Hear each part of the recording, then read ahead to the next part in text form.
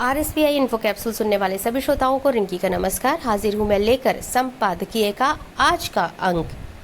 आज हमारा शीर्षक है बदलती चुनौतियां, देश की आबादी बढ़ने की रफ्तार कम हो रही।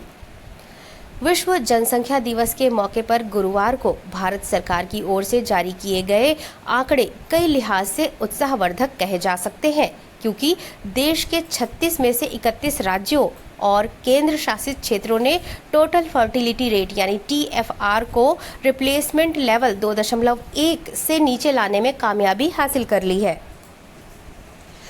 TFR का आशय किसी महिला द्वारा पूरे जीवन काल में जन्म दिए जाने वाले बच्चों की औसत संख्या से है और रिप्लेसमेंट लेवल वो स्तर है जिस पर किसी खास समाज या क्षेत्र की आबादी संतुलित रहती है। यानी किसी देश में TFR के रिप्लेसमेंट लेवल पर पहुंचने का मतलब ये माना जाता है कि अब जनसंख्या में बढ़ोतरी को चुनौती के रूप में लेने की जरूरत नहीं है।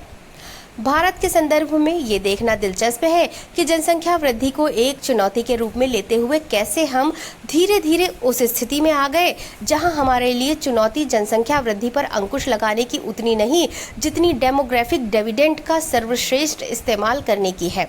खास बात यह है कि हम एक लोकतांत्रिक समाज के तौर पर अपने रास्ते चलते हुए यहाँ पहुँचे हैं। हमें चीन के उन बाध्यकारी तरीकों की ओर जाने की जरूरत ही नहीं पड़ी जो एक समय काफी आकर्षक माने जाते थे, पर आखिरकार बड़े हानिकारक साबित हुए हैं।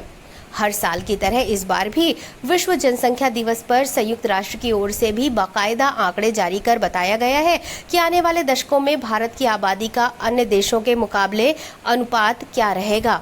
इन गणनाओं की अहमियत से इनकार नहीं किया जा सकता, लेकिन इनकी प्रामाणिकता असंदिग्ध इसलिए भी नहीं मानी जा सकती क्योंकि भारत में जनगणना के वास्तविक आंकड़े करीब 1.5 दशक पुराने हैं।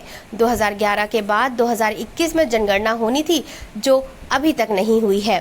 TFR के इन आंकड़ों की खासियत ये भी है कि इसमें चौंकाने वाले कोई ट्रेंड नहीं बल्कि एक तरह की निरंतरता देखी गई है। 1950 में TFR का जो आंकड़ा 6.18 पर था वो 1990 में 4.6 पर आया और 2021 में 1.91 पर आ गया। ये आंकड़े न केवल एक राष्ट्र के रूप में हमारी हाल के दशकों में हुई ग्रोथ की पुष्टि करते हैं बल्कि परिवार और समाज में महिलाओं की बेहतर स्थिति भी बयान करते हैं। बहरहाल TFR कम होने का मतलब ये नहीं कि देश की आबादी में बढ़ोतरी नहीं होगी, ये अगले कई दशकों तक बढ़ती रहेगी। इस लिहाज से सरकार की मुख्य चुनौती शिक्षा और स्वास्थ्य की बेहतरीन सेवाओं तक हर व्यक्ति की पहुंच सुनिश्चित करने की है ताकि देश को अपनी आबादी के युवा स्वरूप का अधिकाधिक फायदा मिल सके।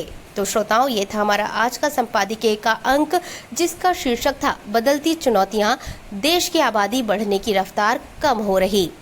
अगले सप्ताह एक नए शीर्षक के साथ संपादकीय के एक अगले अंक में फिर होगी आपसे मुलाकात। तब तक स्वस्थ रहिए, मस्त रहिए और सुनते रहिए RSVI इन्फो कैप्सूल। नमस्कार।